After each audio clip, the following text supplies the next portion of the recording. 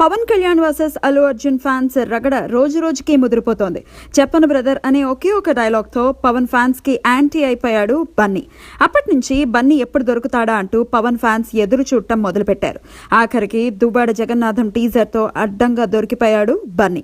ఈ teaser YouTube లో కొత్త రికార్డులు సృష్టిస్తోంది డిస్లైక్స్ విషయంలో. సాధారణంగా టాప్ స్టార్ సినిమా టీజర్ అంటే అందరి దృష్టి హిట్స్ మీదే ఉంటుంది. కానీ డీజే డిస్లైక్స్ లో రికార్డ్ సృష్టించింది. కొంతమంది యాంటీ బన్నీ ఫ్యాన్స్ డీజేకి డిస్లైక్స్ కొడుతూ దాన్నో సంచలనంగా మార్చేశారు. డీజేకి వచ్చిన dislikes talk of the town గా మారింది. ఇప్పుడు బన్నీ ఫ్యాన్స్ వంతు వచ్చింది. కాటమరాయుడు ట్రైలర్ కూడా డిస్లైక్స్ విషయంలో కొత్త రికార్డులు నెలకొల్పేలా ఉంది.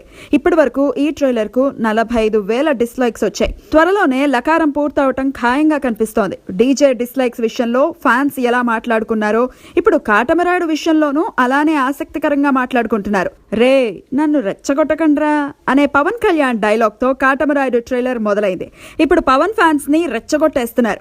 బన్నీ ఫ్యాన్స్ కి షాక్ ఇచ్చే ప్లాన్ తో పవన్ ఫ్యాన్స్ ఎలాంటి ట్రీట్మెంట్ తో వస్తారో చూడాలి.